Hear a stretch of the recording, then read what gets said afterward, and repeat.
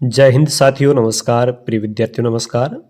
आज का ये वीडियो कक्षा 10 हिंदी का जो मॉडल प्रश्न पत्र बोर्ड की ओर से जारी किया गया है, जो अंक भार जारी किया गया है बोर्ड परीक्षा 2025-26 के लिए, उससे संबंधित विद्यार्थी है वो समझ पाए कि किस प्रकार का बोर्ड का पेपर होगा और कितने अंकों का होगा। तो कह सकते हैं कि बोर्ड की परीक्षा का प्रश्न पत्र, उसका समय है वो यहाँ आप देख रहे हैं 3.25 घंटे का होता है, और जो पूर्णांक यानी जो पेपर होता है वो 80 अंक का होता है। अब कौन से प्रश्न कहाँ से आएंगे, कितने अंक के आएंगे, इसके लिए यहाँ अंक भार दे रखा है। इसको आप समझ सकते हैं, ये अंक भार दे रखा है, जिसमें ज्ञानात्मक प्रश्न है वो 17 अंकों के आते हैं, अवबोधात्मक 32 अंकों के जो आपकी पाठ्य पुस्तक है, ज्ञानोपयोगी 13, कौशल के 13, विश्लेषण के 5, कुल मिला के कह सकते हैं कि ये अंक होते हैं 80। ये इन प्रश्नों का प्रतिशत है कि कितने प्रतिशत अंक भार है वो किस उद्देश्य से संबंधित है। अब इससे आगे बात करते हैं कि किस प्रकार के प्रश्न पूछे जाते हैं। तो यहाँ उनका भी कुछ विश्लेषण है कि बहुविकल्पी प्रश्न, आप कह सकते हैं कि जो अवैध के प्रश्न हैं उनकी कुल संख्या कितनी हो सकती है, रिक्त स्थान की कितनी हो सकती है, अति लघुत्तरात्मक की कितनी हो सकती है, लघुत्तरात्मक की कितनी हो सकती है, दीर्घोत्तरात्मक कितनी हो सकती है और निबंधात्मक कितनी हो सकती है। तो ये आपके सामने उन प्रश्नों की संख्या है। जैसे ऑप्शन वाले प्रश्न हैं वो 18 है, रिक्त स्थान के 6 प्रश्न हैं, तो 18 प्रश्न हैं वो 18 अंक के हैं। ये आप माने कि प्रत्येक प्रश्न 1 अंक का है। रिक्त स्थान वाले 6 है वो प्रत्येक प्रश्न 1-1 अंक का है, मतलब वो 6 नंबर के हैं। अति लघु उत्तरात्मक 12 है, प्रत्येक प्रश्न 1-1 अंक का है। इस प्रकार जो ये प्रश्न है इनका विभाजन रहेगा आपके सामने है। जैसे आप तीसरे नंबर कॉलम में इसको अच्छी तरीके से समझ सकते हैं कि ये कुल अंक है, ये कुल अंक है और ये कुल प्रश्नों की संख्या है। तो इनको आप समझ सकते हैं कि 18 प्रश्न 18 अंक, 6 प्रश्न 6 अंक, 12 प्रश्न 12 अंक, 9 प्रश्न 18 अंक क्यों है? क्योंकि प्रत्येक प्रश्न 2 अंक का है। 4 प्रश्न 12 क्यों है? क्योंकि प्रत्येक प्रश्न 3 अंक का है।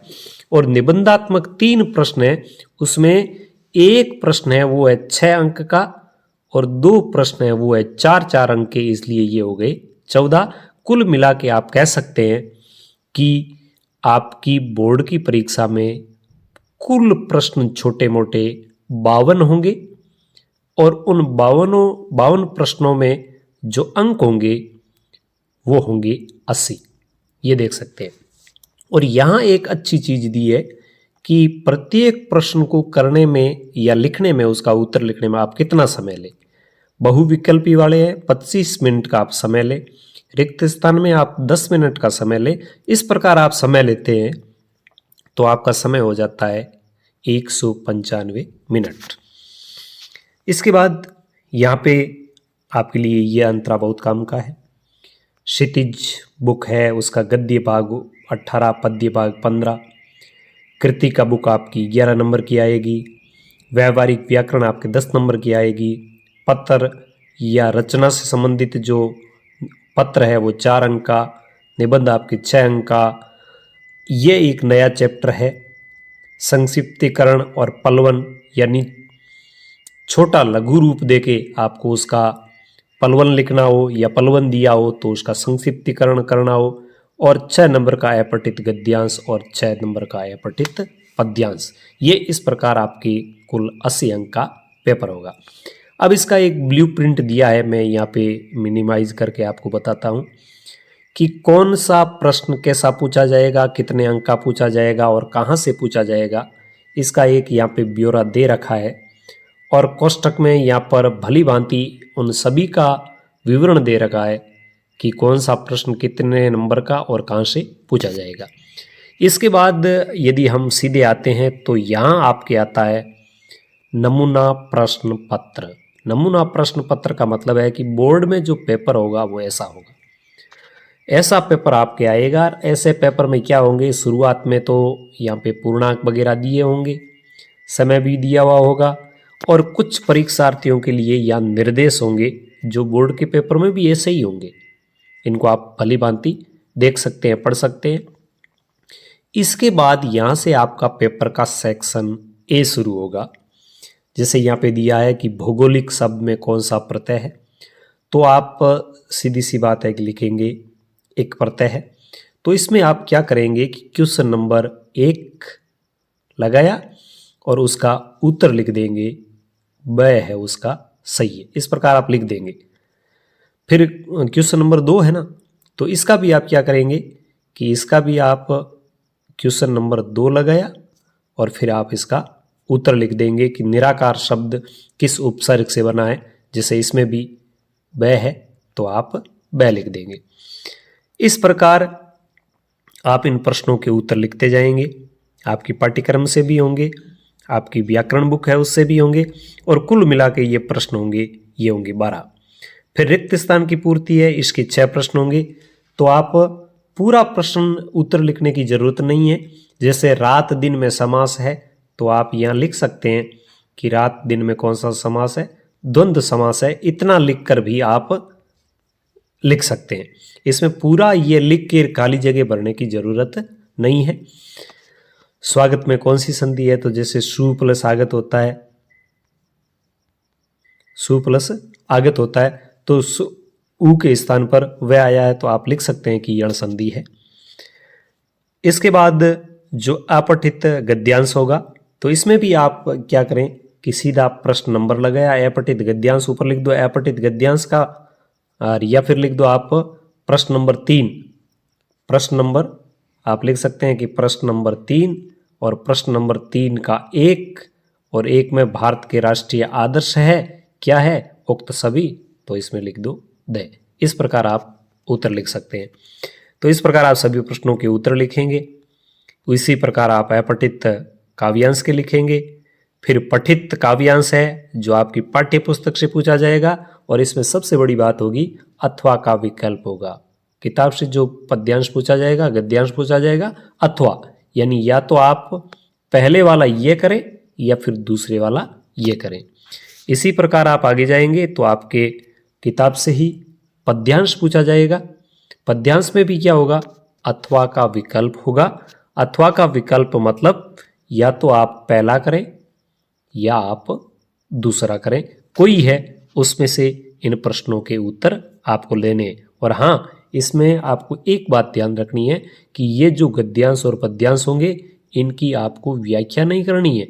इनके आपको इसको भली भांति पढ़कर यहाँ जो प्रश्न दिए हुए हैं उन प्रश्नों के उत्तर लिखने हैं। 3-3 प्रश्न दिए हुए हैं। फिर पेपर का खंड ब शुरू होगा।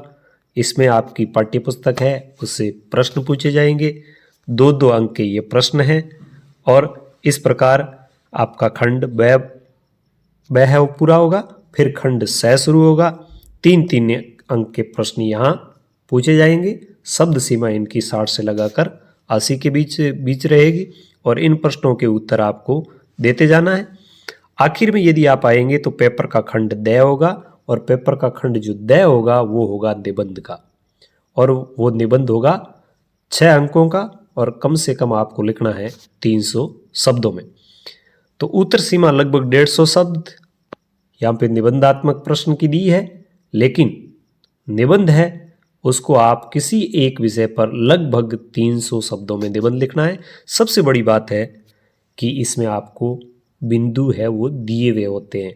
जैसे मोबाइल फोन छात्र के लिए वरदान या अभिशाप, तो बहुत अच्छी बात है कि आपको प्रस्तावना का शीर्षक पहले लेना है, इसके बारे में कुछ लिखना है। फोन का बढ़ता प्रभाव, इसके बारे में कुछ लिखना है। मोबाइल फोन का लाभ या वरदान, इसके बारे में कुछ लिखना है। फिर इसकी हानि या अभिशाप क्या है, इसके बारे में लिखना है। फिर उपसंहार लिखना है। लेकिन हाँ, यहाँ पे आपको दिए हुए हैं 3 विषय, मोबाइल के बारे में, पर्यावरण संरक्षण के बारे में, आत्मनिर्भर भारत के बारे में। लेकिन आपको लिखना केवल एक ही विषय के बारे में, या तो आप मोबाइल के बारे में लिखें, या पर्यावरण के बारे में लिखें, या आत्मनिर्भर भारत के बारे में लिखें। 3 निबंध आपको दिए हुए होंगे, लेकिन किसी एक पर आपको निबंध लिखना है। फिर इसका प्रश्न नंबर 21वां होगा, वो होगा पत्र का। और अच्छी बात है कि इसमें भी विकल्प होगा, या तो आप पत्र करेंगे या आप जो अथवा में दिया हुआ पत्र है वो करेंगे।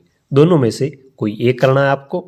22वां प्रश्न है वो आपके है संक्षिप्तीकरण का, यानी जो इसका संक्षिप्त रूप है उसको छोटा लिखना है। संक्षिप्त रूप है, पृथ्वी माता है, मैं उसका पुत्र हूं। तो ये पृथ्वी मेरी माँ है, मैं उसका पुत्र हूं। तो इसको आपको छोटे रूप में लिखना है, एक पंक्ति के रूप में जैसे। या फिर आप विस्तार दे सकते हैं, यदि आपको ऊपर के बारे में नहीं लिखना है तो आप मन के हारे हार है, मन के जीते जीत, इसके बारे में विस्तार से लिख सकते हैं कि जब मन हार जाता है तो इंसान हार जाता है, यदि मन नहीं हारता तो इंसान कोई भी बड़ा कार्य है वो कर सकता है। इस प्रकार आप इसके बारे में विस्तार से लिखें।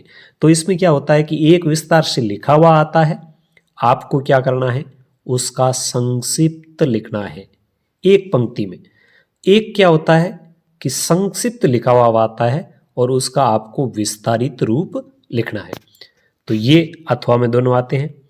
तो इस प्रकार प्रिय विद्यार्थियों, ये कक्षा 10 का जो हिंदी है उसका ब्लूप्रिंट, उसका अंक भार, अंक विभाजन और उसका मॉडल प्रश्न पत्र है वो पूरा होता है। तो ये आपके सामने है, इसको आप भली भांति पढ़िए, समझिए, किस प्रकार प्रश्नों के उत्तर लिखने हैं इस बात को समझिए और अपनी बोर्ड की तैयारी को अच्छे ढंग से कीजिए। धन्यवाद।